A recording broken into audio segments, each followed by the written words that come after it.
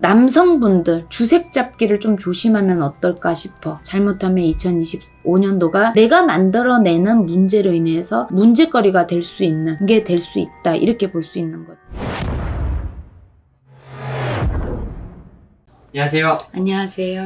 네, 선생님 잘 지내셨나요? 네네. 이번 시간 주제가 83년생 돼지띠 분들의 운세 여쭤보려고 합니다. 갑진년 용의 해운년과 제가 항상 말씀드리죠, 영상에. 돼지는 원진이다. 그래서 나한테 별로 좋진 않았다. 좋았다 하더라도 크게 좋은 사람들이 별로 없었다. 이렇게 보여요. 이분들 이제 개해생, 42살 개해생 이분들은 2024년도가 이제 막바지잖아요.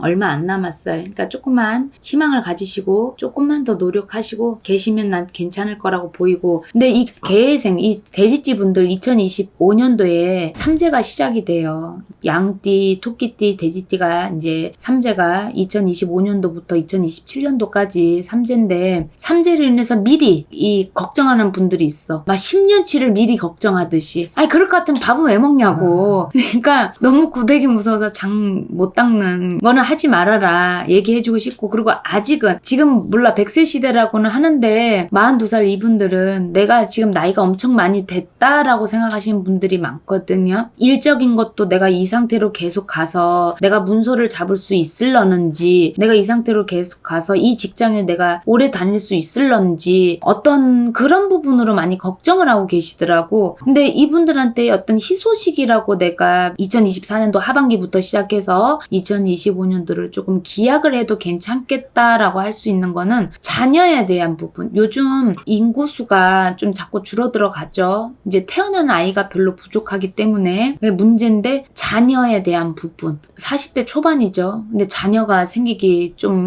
뭐 힘들 수도 있겠지만 나는 근데 그 기운이 먼저 들어와. 자녀에 대한 부분, 아이에 대한 부분이 아직 없는 분들이 많이 계시더라고. 이렇게 점보러, 이렇게 점사 보러 오시는 분들 중에서도 이 개해생 22살 이 양반들이 아직까지 인공수정 이 과학의 힘을 빌려서 이렇게 의학의 힘을 빌려서 하려고 노력하시는 분들도 많으시고 아직까지 그러시더라고요. 그래서 자녀의 계획이 아예 없으시는 분들한테는 다른 방향으로 뭔가 쏠릴 거예요. 사람은 양손에 하나가 잃으면 하나는 얻게 되는 게 난 이치라고 생각하거든요. 그래서 이분들 같은 경우는 자녀의 계획이 있어서 바라고 기다리는 분이라면 난 그게 자녀가 2024년도 하반기부터 시작해서 2025년도에는 자녀에 대한 식구가 늘어나는 어떤 개념이 되지 않을까. 그것만큼 더 큰 어떤 희소식이 있지 않을까. 그렇게 보여요. 임신을 해서 이제 태어나면 어쨌든 을사생이 되는 건데 그럼 똑똑한 아이가 태어난다 이렇게 볼 수 있어. 그럼 먹을 복 입을 복도 기본적으로 갖고는 태어난다 이렇게 볼 수는 있죠. 그 아이가.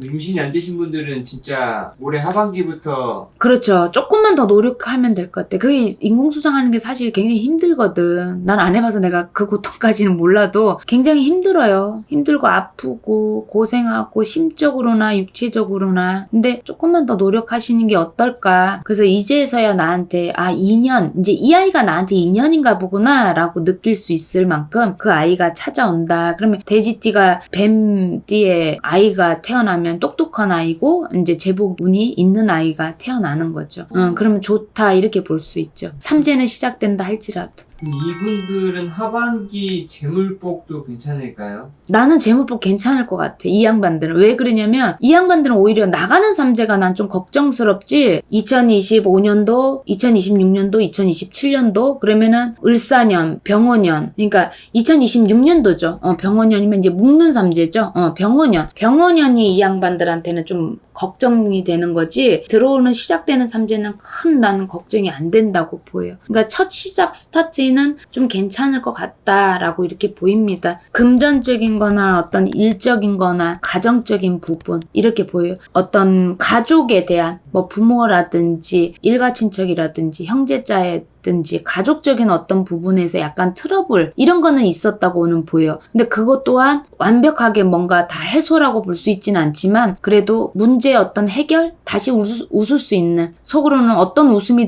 되든 에이 그래 그냥 이러고 그냥 흘러 넘어갈 수 있는 그런 웃음이 될 수 있다라고 나는 이렇게 보이는 거죠. 이 양반들은. 좀 조심하자면 돼지띠 분들은 이제 만약에 가정이 있는 분 있잖아요. 가정이 있는 분 중에 남성분들 주색 잡기를 좀 조심하면 어떨까 싶어. 한눈에 이제 팔아진다라는 바람이라고 얘기할 수 있는데 이 돼지라는 자체가 돼지를 생각해봐요. 돼지가 새끼를 많이 놓잖아. 그러니까 이 띠라는 자체도 이게 자녀의 기본적인 복이 없는 띠는 아니에요. 개의생들이 자녀의 복이 없지는 않습니다. 그렇기 때문에 일부러 안 낳으려고 하지 않는 이상 한 명만 낳아야지 뭐 이렇게 하지 않는 이상은 기본적으로 낳을 수 있는 어떤 그런 거는 있다라고 보이고 아이에 대한 부분은 이분들이 가질 수 있는 장점이라고 보지만 이 남편에 대한 부분이 또 아니면 그게 아내가 될 수 있습니다. 근데 보통 나는 일단은 남자의 기준으로 먼저 보인다는 거죠. 그래서 주색 잡기라고 얘기를 한 건데 바람이 볼 수가 있는 거지. 그래서 이분들이 그런 끼가 있기 때문에 그 끼라는 거는 한마디로 본능이라고 보는 거지. 근데 그 본능이 동물적인 어떤 그런 본능이라고 치자면 지금 현 시대에서는 바람기로 보는 거예요. 내가 어디 가서 또 자식을 낳을 건 아니기 때문에 그걸 바람기라고 보는 거지. 그래서 주색 잡기를 남성분들은 조금 조심해서 넘어가야 된다 이렇게 볼 수 있어. 잘못하면 2025년도가 나한테 시작되는 지점은 그렇게 나쁘지는 않은데 내가 만들어내는 문제로 인해서 내가 그게 문제거리가 될 수 있는 게 될 수 있다 이렇게 볼 수 있는 거죠. 개생이 42살 돼지띠분들 화이팅 하시고 하반기 잘 넘어가셔서 주의해야 될 건 좀 주의하셔서 또 희망 갖고 기다려 볼 거는 좀 기다려 보시면 어떨까 싶습니다. 오늘도 시청해 주셔서 감사합니다. 감사합니다. 네.